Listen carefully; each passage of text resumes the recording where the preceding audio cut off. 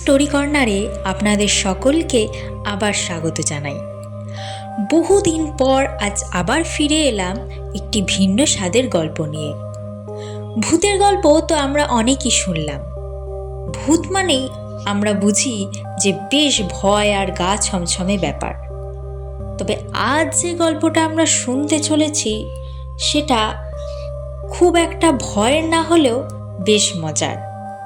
আপনারা নিশ্চয়ই ভাবছেন যে ভূতের গল্প ভয় না হয়ে মজার কীরকম। তাহলে চলুন বেশি দেরি না করে শুরু করা যাক আজকের গল্প, শীর্ষেন্দু মুখোপাধ্যায়ের লেখা নিশি কবরেজ। হারানো একটা পুঁথিতে নিশি কবরেজ একটা ভারী জব্বর নিদান পেয়েছেন, গাঁটের ব্যথার জম। তবে মুশকিল হলো পাচনটা তৈরি করতে যে 5 রকম জিনিস লাগে তার 4টে জোগাড় করা যায়, কিন্তু 5 নম্বরটাই গোলমেলে। 5 নম্বর জিনিসটা হয়েছে 8-6টা ভূত। নিশি কবরেজ রাতে খাওয়ার পর দায়ায় দাঁড়িয়ে আচমন করছিলেন। ঘুটঘুটি অন্ধকার রাত্রি, চারদিক বেশ নিঝুম। শীতকালের কুয়াশা আর ঠান্ডাটাও বেশ জেঁকে পড়েছে। আঁচাতে আঁচাতে নিশি কবরেজ পাচনটার কথাই ভাবছিলেন। রাজবল্লভবাবু বিরাট বড় লোক, কিন্তু গাঁঠের ব্যথায় শয্যাশায়ী। ব্যথাটা আরাম করতে পারলে রাজবল্লভবাবু 1000 টাকা অবধি দিতে রাজি আছে বলে নিজে মুখে কবুল করেছেন। কিন্তু ভূতটাই সব মাটি করলে। 8-6টা ভূত এখন পাবো কোথায়? হঠাৎ নিশি কবরেজের মনে হলো উঠোনের ওপাশটায় হাঁসের ঘরের পাশটায় কে যেন দাঁড়িয়ে আছে। কে রে, ওখানে কে? কেউ জবাব দিল না।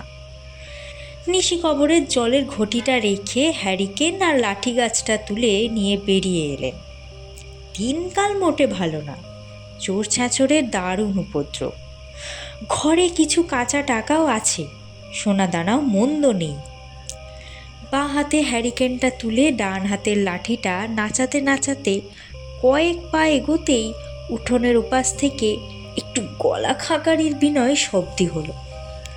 চোরের তো গলা খাঁকারি দেওয়ার কথা নয়। কে রে, ওখানে কে? উপাস থেকে খোনা সুরে জবাব এলো, ইয়ে, আমি হলুম গে রামহরি। না না থুড়ি, আমি হলুম ধনঞ্জয়। নিশি কবরেজ আলোটা ভালো করে তুলে ধরে লোকটাকে দেখার চেষ্টা করতে লাগলেন। বললেন, রামহরি বা ধনঞ্জয় নামে এ গায়ে আবার কে আছে? কোথা থেকে আসা হচ্ছে শুনি? দরকারটাই বা কি? রুগী দেখতে হলে রাতে বিশেষ সুবিধা হবে না বলে রাখছি, দিনের বেলা এসো। কে যেন বলে উঠল, আজ্ঞে ওসব কিছু নয়। নিশি কবরেজ লোকটাকে ঠিক ঠাউর করতে পারছেন না। তার চোখের জোর কিছু কম নয়, হ্যারিকেনেও কালি পড়েনি। তবু ভালো মতো লোকটাকে তিনি দেখতে পাচ্ছেন না, শুধু বুঝতে পারছেন হাঁসের ঘরের পাশে খুব কালো একটা লম্বাপনা ছায়া ছায়া কি যেন। নিশি কবরেজ মনে মনে ভাবলেন, চোখের বোধহয় 12টা বাজলো এতদিনে। না, কাল থেকে চোখে 3 বেলা ত্রিফলার জল দিতে হবে দেখছি। নিশি কবরেজ বললেন, রুগীর ব্যাপার নয় তো এ রাতে চাও কি? চোর নাও তো বাপু? আগে না, চোর ডাকাত হওয়ার উপায়ও নেই কি না, একটা সমস্যা নিয়ে আপনার কাছে এসছিলুম আজ্ঞে। সমস্যাটা কি? আগে বলে দিতে হবে যে আমি রামহরি না ধনঞ্জয়। নিশি কবরেজ খ্যাঁক করে উঠে বললেন, ইয়ার কি হচ্ছে? তুমি রামহরি না ধনঞ্জয় তা আমি কি করে বলবো? আমি তোমাকে চিনিই না। এই সময় একখানা বিড়াল অদ্ভুতভাবে চেঁচাতে লাগলো। আগে আপনি চেনেন আমাদের, থুড়ি চিনতেন। আমরা দুজনেই গেলবার ওলা ওঠায় মরলুম, মনে নেই? আপনার পাচন ফেল মারল। নিশি কবরেজ আঁতকে উঠে বললেন, তোমরা? ওরে বাবা!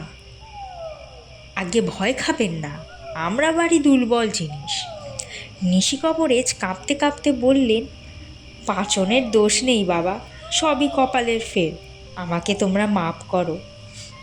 আগে সেজন্য আপনাকে আমরা দুষতে আসিনি, ভয়ের কিছুই নাই, কিন্তু সমস্যা একটা দেখা দিয়েছে।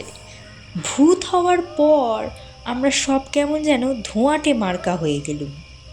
শরীর টরীর নেই, তবু কী করে যেন আছি। তা আমরা, অর্থাৎ আমি আর ধনঞ্জয়, মানে আমি আর রামহরি, মানে কে যে কোনজন তা বলা মুশকিল। তা আমরা দুজন খুব মাখামাখি করি, খুব বন্ধুত্ব ছিল তো দুজনে। এ ওর শরীরে ঢুকে যায়, ও এর শরীরে মিশে যায়, কিন্তু ওই মাখামাখি করতে গিয়েই কে যায় কোনজন তা গুলিয়েই গেছে। বলো কি? আগে সে কথাটাই বলতে আসা। দুজনে প্রায়ই ঝগড়া লেগে যাচ্ছে। কখনো আমি বলি যে না আমি রামহরি, তুই ধনঞ্জয়। কখনো ও বলে যে না ও রামহরি আর আমি নাকি ধনঞ্জয়। নিশি কবরে যেই শীতেও ঘামছিলেন, হাতের হ্যারিকেন আর লাঠি দুই ঠকাঠক করে কাঁপছে, পেটের ভেতরে গুড়গুড় করছে, মাথাটাও কেমন যেন ঘুরছে। কিন্তু হঠাৎ তার মনে পড়ে গেল গাঁটের ব্যথার পাচনটার জন্য ৮-৬টা ভূত লাগবে। নিশি কবরে একগাল হাসলেন, সাথে তার হাত পায়ের কাঁপুনিটাও বন্ধ হলো। গলা কাকারি দিয়ে বললেন, এ আর বেশি কথা কি, তবে এখন তোমার যেমন বেগুন পোড়ার মতন চেহারা হয়েছে, তাতে তো কিছু বোঝবার উপায় নেই। একটু ধৌতি দরকার, বেশি কষ্ট হবে না। একটা পাঁচনের মধ্যে মিনিট 10 সেদ্ধ করে দেবো তোমাকে, তাতেই আসল চেহারাটা বেরিয়ে আসবে। বটে, বলে কালো জিনিসটা এগিয়ে এলো। নিশি কবরেজ আর দেরি করলেন না। নিশুতি রাতেই পাঁচনটা উনুনে বসিয়ে কোমর বেঁধে লেগে গেলেন। ভূতটা সেদ্ধ হতে হতে মাঝে মাঝেই মাথা তুলে বলে, হলো? নিশি কবরেজ অমনি কাঠের হাতটা দিয়ে সেটাকে ঠেসে দিতে দিতে বলেন, হচ্ছে হে হচ্ছে, তাড়াহুড়ো করলে কি হয়, তোমার তো আর গায়ে ফোসকা পড়ছে না হে। পাচনটা ভোর রাতেই তৈরি হয়ে গেল, আর আশ্চর্যের বিষয়, ভূতের ঝুলকালো রঙটাও একটু ফ্যাকাশে হয়ে এলো। নিশি কবরেজ খুব ভালো করে জিনিসটাকে নিরীক্ষণ করে বললেন, আরে তুমি তো রামহরি। ভূতটা এই কথায় ভারী খুশি হয়ে বললেন, আজ্ঞে বাঁচালেন, ধনঞ্জয়ের কাছে রামহরি গোটা 3 টাকা পেত কি না, ভারী দুশ্চিন্তা ছিল আমার, পেন নাম হই আজ্ঞে, বলে ভূতটা মিশে গেল। নিশি কবরেজ পাচনটা বোতলে পুড়ে নিশ্চিন্ত মনে তামাক খেতে বসলে।